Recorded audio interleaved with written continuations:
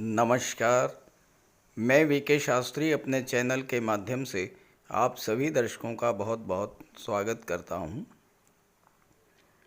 महाबली राहु किसका करेंगे राज तिलक, ऐसा मैंने थंबनेल में लिखा है। और क्यों लिखा है?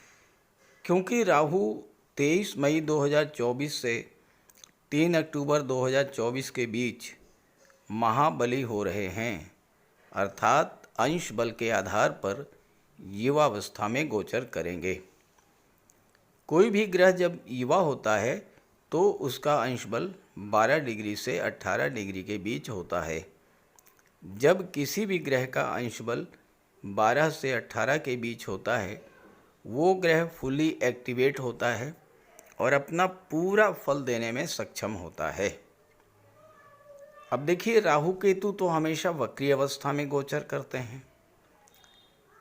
30 अक्टूबर को जब राहु राशि परिवर्तन करके मीन राशि में आए थे, उस समय उनका अंश बल 0 डिग्री था और वो लगभग निष्क्रिय अवस्था में थे।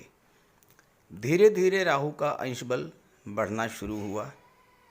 चूँकि राहु केतु हमेशा वक्री अवस्था में ही गोचर करते हैं, तो अंश बल 0 डिग्री के बाद 30 degree, 29 degree, 28 degree, 27 degree, 25 degree, इस तरह से धीरे धीरे बढ़ना शुरू हुआ होगा। और जैसे ही राहु का अंश बल 18 डिग्री होगा, राहु युवावस्था में प्रवेश कर जाएंगे और 12 डिग्री रहने तक युवा रहेंगे। वर्तमान में राहु का अंश बल 19 डिग्री है और धीरे धीरे युवावस्था की ओर बढ़ रहे हैं। लगभग 20 दिन के बाद 10 जून को राहु का अंश बल 18 डिग्री होगा और 3 अक्टूबर तक राहु पूर्ण युवा रहेंगे, लगभग 132 दिन तक। तो क्या करेंगे युवा राहु, इसी का विश्लेषण करेंगे इस वीडियो में। हालांकि ये वीडियो मैं थोड़ा पहले अपलोड कर रहा हूँ, लेकिन राहु का उपाय करने के लिए इतना समय भी कम है। एक बात मैं अपने हर वीडियो में कहता हूँ, वो ये कि जब आपके जीवन में किसी ग्रह की महादशा अंतर्दशा गतिमान होती है, वो ग्रह फुली एक्टिवेट होता है और उस ग्रह के पूरे फल आपको प्राप्त होते हैं। हालांकि महाबली राहु का प्रभाव तो सभी पर पड़ेगा, लेकिन वो जातक जिनके जीवन में राहु की दशा गतिमान है, वो सर्वाधिक प्रभावित होंगे। और ऐसे जातक जिनके जीवन में राहु की महादशा, अंतर्दशा, प्रत्यंतर दशा गतिमान है, उनकी संख्या कम से कम 30 से 35 करोड़ होगी, क्योंकि राहु की दशा 18 वर्ष की होती है। तो महाबली राहु का वृषभ राशि के जातकों पर क्या प्रभाव पड़ेगा, इसका विश्लेषण करने से पहले ये समझेंगे कि आप कैसे ये जानेंगे कि राहु आपको खराब फल दे रहे हैं या फिर आपको अच्छा फल दे रहे हैं, और उसके बाद उसी के आधार पर राहु का उपाय भी करेंगे। ये विश्लेषण आपकी चंद्र राशि के आधार पर किया जा रहा है।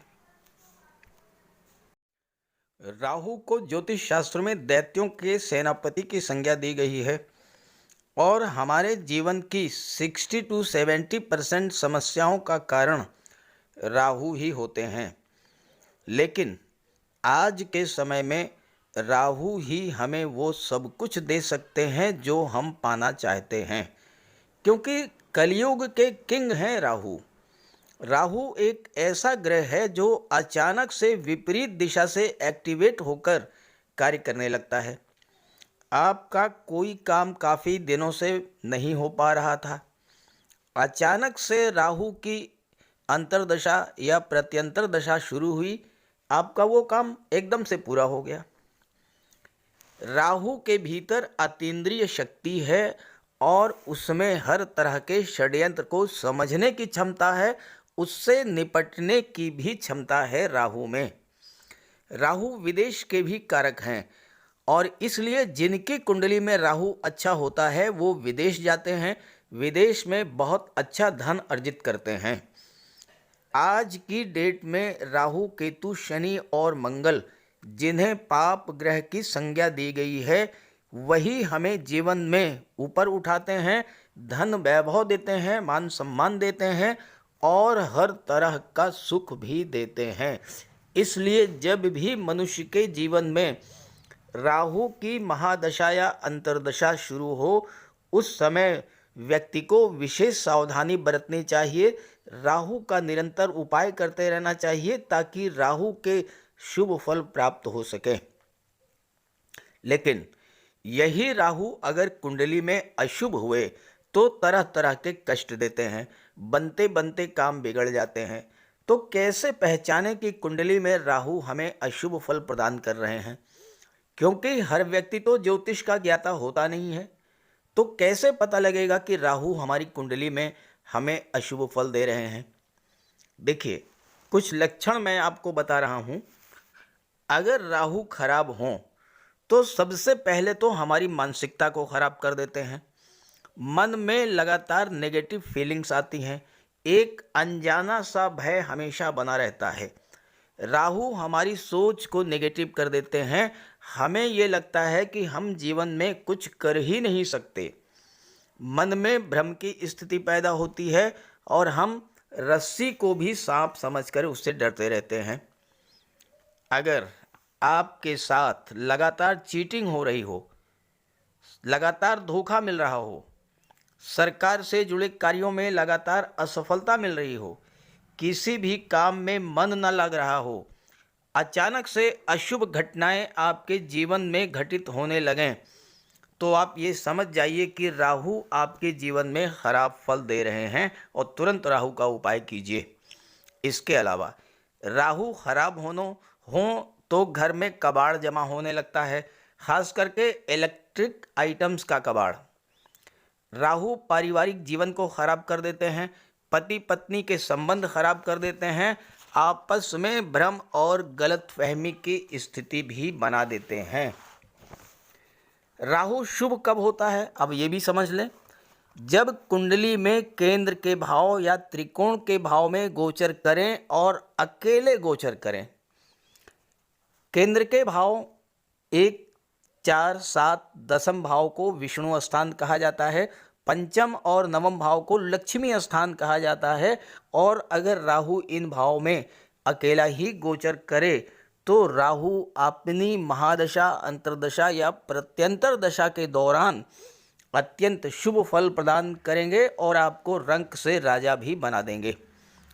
लेकिन ध्यान दीजिएगा कि अगर राहु के साथ त्रिषडाय भाव के स्वामियों की युति बन जाए, यानी राहु के साथ तीसरे भाव, छठे भाव या 11वें भाव के स्वामी आकर के बैठ जाएं, तो ये जिस भाव में गोचर कर रहे हैं उस भाव के अशुभ फल आपको प्राप्त होंगे।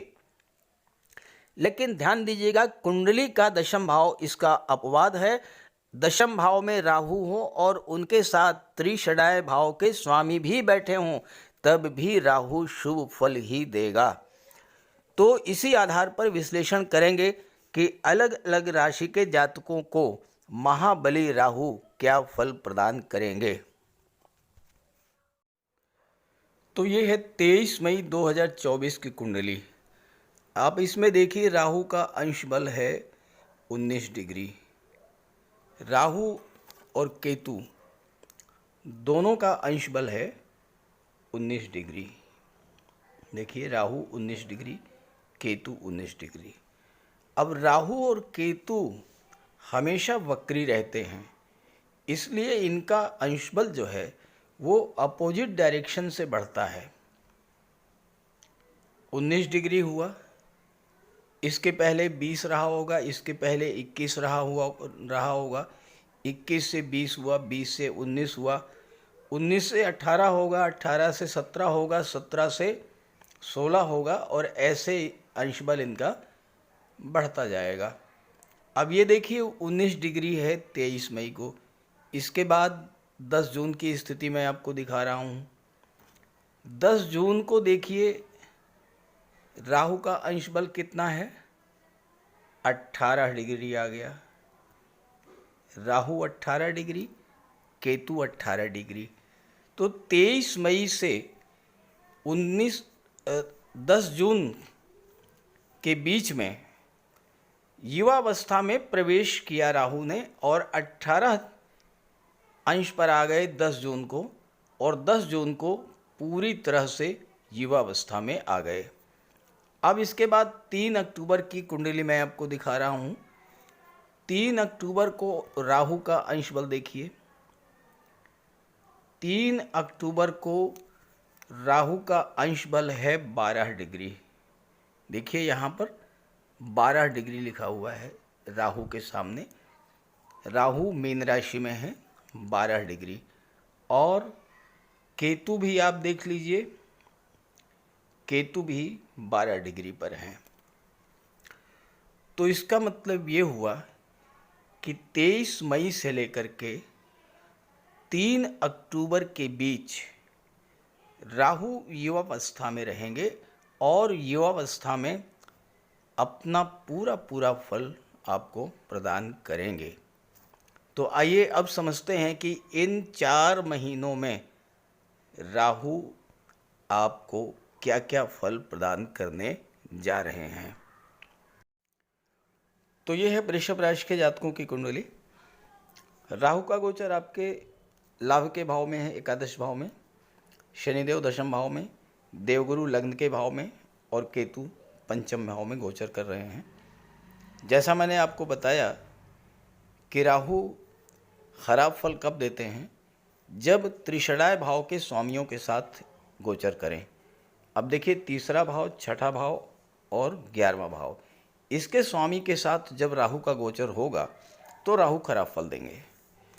अब तीसरे भाव के स्वामी तो चंद्रमा है, तो चंद्रमा तो हर महीने 54 घंटे के लिए राहु के साथ रहेंगे ही।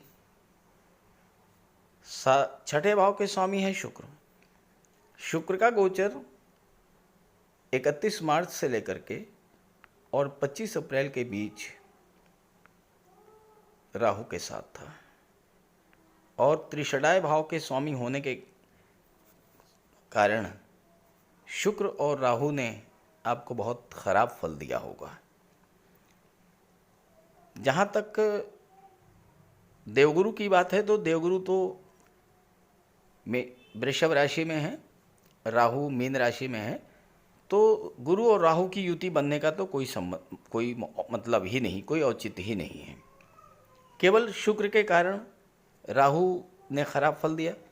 दूसरी बात, 25 अप्रैल तक तो शुक्र साथ में थे। शुक्र जैसे ही हटे, उसके पहले ही 23 अप्रैल को मंगल के साथ अंगारक योग बन गया, राहु मंगल। और इस अंगारक योग के कारण आपके जीवन में तरह तरह की समस्याएं आई। तो एक तरह से देखा जाए तो 31 मार्च के बाद से ही लगभग 2 महीने से राहु आपको खराब फल दे रहे हैं। क्या खराब फल दिया होगा और आगे क्या अच्छा फल देंगे, आइए इसको समझते हैं। कुंडली का 11वां भाव जो है वो आपकी इनकम का, आपके लाभों का होता है, और 11वां भाव जितना मजबूत होता है आपकी आर्थिक स्थिति उतनी ही मजबूत होती है। लेकिन पिछले 2 माह से राहु आपको 11वें भाव के खराब फल दे रहे थे। आपकी इनकम में कमी आई होगी, आपके एफर्ट्स का आपको लाभ नहीं मिला होगा, धन प्राप्ति में बाधा आई होगी, और हो सकता है कि आपका गवर्नमेंट के पास कुछ पैसा रुक गया हो, आपने किसी को लोन दिया था वो पैसा फंस गया हो, आपने कोई गवर्नमेंट प्रोजेक्ट, कोई गवर्नमेंट टेंडर लिया हो, काम आपने पूरा कर दिया हो, बिल सबमिट कर दिया हो, उसका पेमेंट ना हो पाया हो। धन प्राप्ति के मार्ग में तरह तरह की बाधाएं आई होंगी। 11वां भाव आपके सोशल सर्किल को शो करता है, आपके फ्रेंड सर्किल को शो करता है, बड़े भाई को शो करता है। तो इनका भी सहयोग आपको नहीं मिला होगा, इनके साथ आपके संबंध खराब हो गए होंगे। लेकिन अब जैसे ही 1 जून को मंगल राशि परिवर्तन करके 12वें भाव में चले जाएंगे, आपको 11वें भाव से लाभ मिलना शुरू हो जाएगा। और 10 जून को जैसे ही राहु अंश बल से मजबूत होंगे आपको हर तरह का लाभ प्रदान करेंगे। आपको आपके एफर्ट्स का लाभ मिलेगा, धन प्राप्ति की बाधाएं समाप्त होंगी, अचानक से स्थितियां बदलेंगी। 11वें भाव में राहु अचानक से आपको धन प्राप्ति का योग बना देंगे। विदेशों से धन की प्राप्ति होगी, चारों तरफ से धन की बरसात कराएंगे राहु, क्योंकि 11वें भाव में राहु से ज़्यादा धन कोई दे ही नहीं सकता है। आपके मित्र, आपके संबंधी जो आपसे दूर चले गए थे वो एक बार फिर से आपके पास आएंगे। अचानक से लॉटरी, शेयर, प्रॉपर्टी से आपको धन की प्राप्ति होगी। गवर्नमेंट के पास रुका हुआ धन मिलेगा, मल्टी सोर्स इनकम होगी। 11वां भाव आपके सोशल सर्किल का होता है और आपको अपने फ्रेंड सर्किल से लाभ मिलेगा। चूँकि बुध के नक्षत्र में गोचर करेंगे 8 जुलाई तक, तो व्यापार से लाभ होगा, खास करके विदेशी व्यापार से लाभ होगा। बुध वाणी के, बुद्धि के कारक हैं और जो जातक बैंकिंग, एजुकेशन, फाइनेंस या आईटी सेक्टर में हैं उनको अपने तरह से अपने अपने क्षेत्रों से लाभ की प्राप्ति होगी। 11वां भाव आपकी इच्छा पूर्ति का होता है, आपके सपनों का होता है और 10 जून के बाद राहु आपकी इच्छा पूर्ति में सहायक होंगे और आपकी कोई पुरानी इच्छा जरूर पूरी होगी। राहु की दृष्टि तीसरे भाव पर पड़ रही है और तीसरा भाव राहु का पक्का घर होता है। तीसरे भाव में राहु अति विशिष्ट कारक होते हैं, बहुत अच्छा फल देते हैं, लेकिन मंगल के अंगारक योग के कारण, और मंगल राहु के साथ अंगारक योग बना रहे हैं, तीसरे भाव पर दृष्टि डाल रहे हैं राहु, और तीसरा भाव पराक्रम पुरुषार्थ का है। अंगारक योग के कारण आपका एनर्जी लेवल बहुत अधिक बढ़ गया होगा, पराक्रम पुरुषार्थ में बहुत अधिक वृद्धि हुई होगी, कॉन्फिडेंस लेवल आपका बहुत बड़ा होगा, लेकिन यहीं पर आपसे चूक हुई होगी। कॉन्फिडेंस बढ़ना अच्छी बात है, ओवर कॉन्फिडेंस खराब है। पराक्रम अच्छी बात है, अति पराक्रम खराब। उत्साह, कॉन्फिडेंस ये बहुत अच्छी चीज़ है। अति उत्साह, अति पराक्रम ये तो वही स्थिति हुई कि अचानक से बिना सोचे समझे जलती हुई आग में कूद जाना। कुछ ऐसा ही हुआ होगा आपके साथ। बिना सोचे समझे किसी के कहने पर, किसी के बहकावे में आकर, क्रोध में आकर, आवेश में आकर के आपने जल्दबाजी में कोई ऐसा फैसला लिया होगा, और एक दो नहीं कई फैसले आपने ऐसे लिए होंगे जो आपके हित में नहीं थे। आगे चल करके आपको उसका बहुत बड़ा लाभ नहीं बल्कि बहुत बड़ा नुकसान उठाना पड़ा होगा, और ये राहु मंगल के अंगारक योग ने आपके साथ किया होगा। भाई बहनों से रिलेशंस खराब हुए होंगे, पड़ोसियों से शत्रुता बढ़ी होगी, यात्राएं कष्ट कर रही होंगी, और हो सकता है कि आपको कंधों में, भुजाओं में दर्द की समस्या भी बनी हो। ये सब हुआ है पिछले 2 माह से, आप कमेंट करके बताइएगा।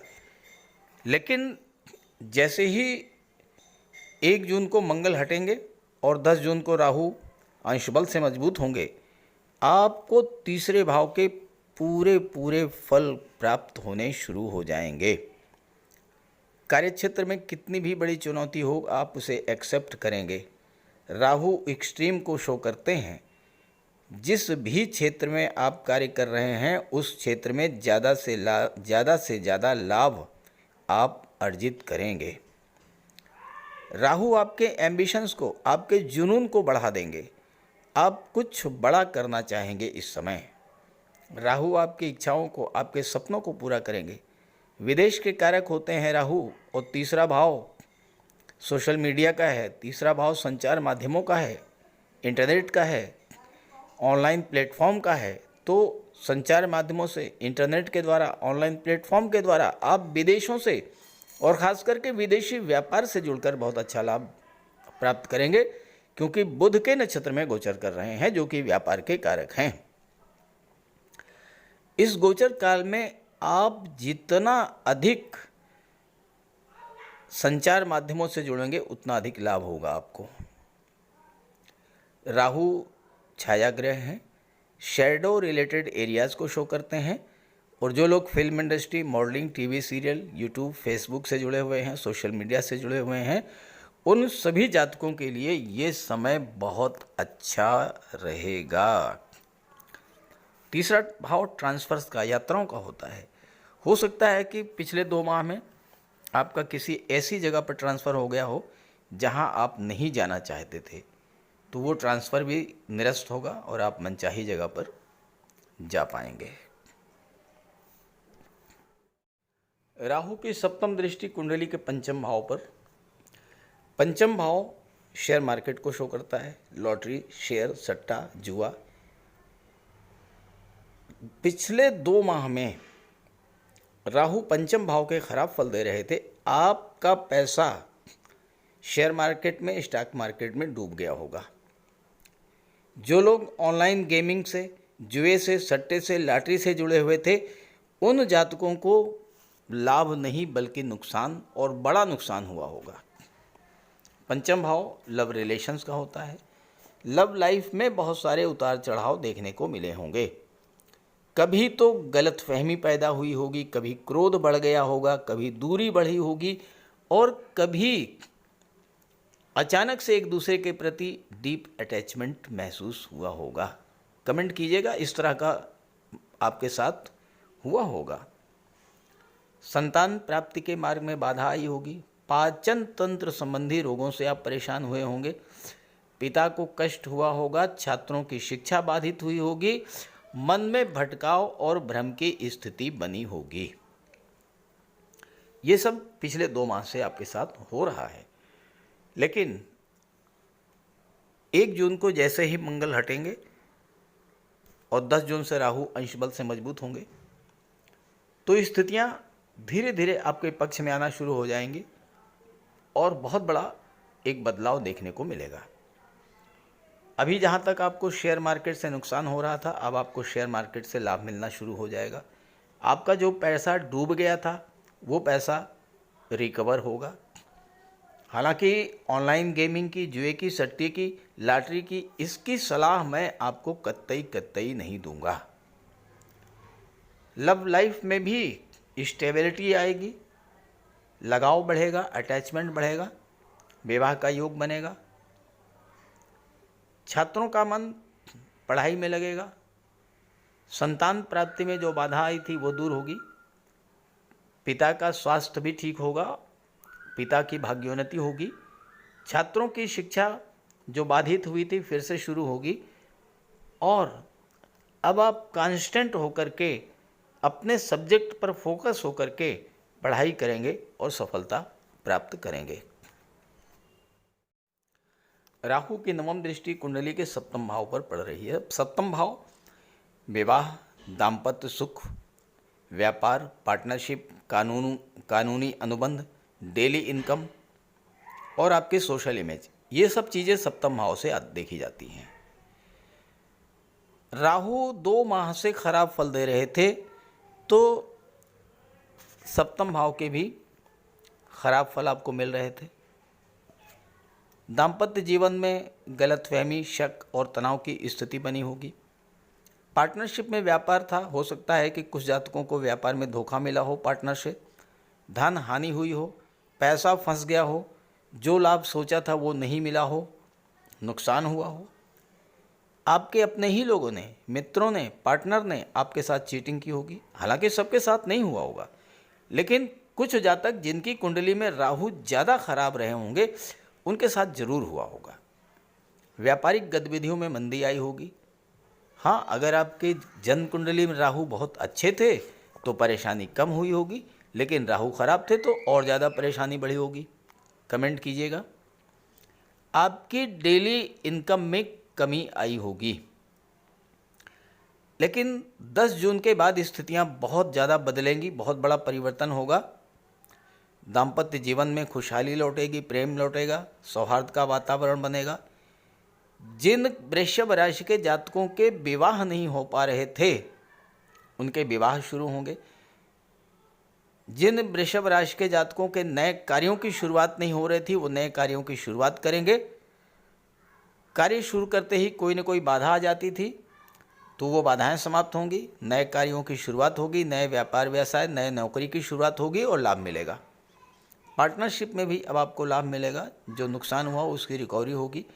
परिवार के सदस्यों, मित्रों, भाई बहनों का अब सहयोग मिलेगा, आय के साधन बढ़ेंगे, व्यापार तेजी से आगे बढ़ेगा। अब यहाँ एक चीज़ मैं आपको समझाना चाहता हूँ। देखिए, जो मैंने बताया अच्छा खराब सबके साथ एक जैसा नहीं हुआ होगा। इसी गोचर काल में कुछ जातक ऐसे भी रहे होंगे जिनको राहु ने बहुत कुछ दिया होगा।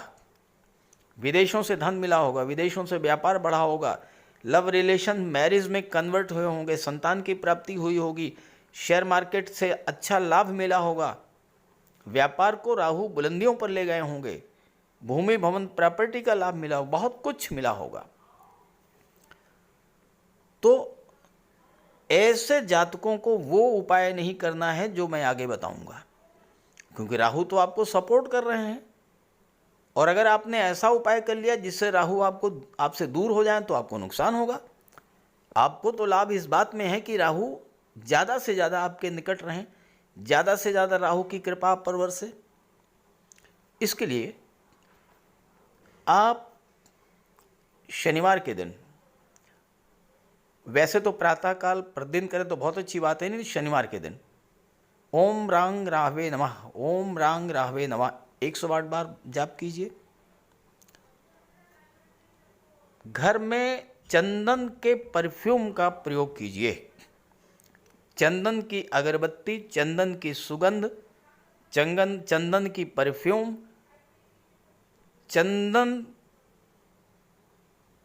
का ही प्रयोग, सुगंधित पदार्थ जो चंदन से जुड़े हैं उनका प्रयोग कीजिए आप। और वस्त्र वो धारण कीजिए जो राहु को पसंद है, ब्लू कलर, स्मोकी कलर, इस तरह के कपड़े धारण कीजिए। राहु आकृष्ट होंगे और अधिक लाभ देंगे। लेकिन अगर आपको राहु खराब फल दे रहे हैं तो वो उपाय कीजिए जो मैं बताने जा रहा हूं। जीवन में परेशानियां बढ़ रही हों, संघर्ष बढ़ रहा हो, अचानक से आपके जीवन में नकारात्मक घटना शुरू हो जाएं, अचानक से आपको धन हानि शुरू हो जाए, परिवार में कलह शुरू हो जाए, बीमारियों से, रोगों से आप परेशान होना शुरू कर दें, तो आप ये समझ लीजिए कि राहु खराब फल दे रहे हैं। तो राहु के लिए कुछ सामान्य से बहुत सामान्य उपाय हैं, लेकिन बहुत प्रभावी उपाय मैं आपको बताने जा रहा हूँ। देखिए, देवाधिदेव भगवान भोले शंकर ये शनि पर भी नियंत्रण रखते हैं और राहु पर भी नियंत्रण रखते हैं। और अगर आप भगवान भोले शंकर की आराधना करते हैं तो शनि भी नियंत्रित रहेंगे और राहु भी कंट्रोल में रहेंगे। तो राहु के लिए आप सोमवार और शनिवार के दिन जल में काला तिल मिला करके शिवलिंग पर अर्पित कीजिए, भगवान भोले शंकर की आराधना कीजिए। राहु के नेगेटिव फल मिलना बंद हो जाएंगे। इसके अलावा दुर्गा सप्तशती में कहा गया है,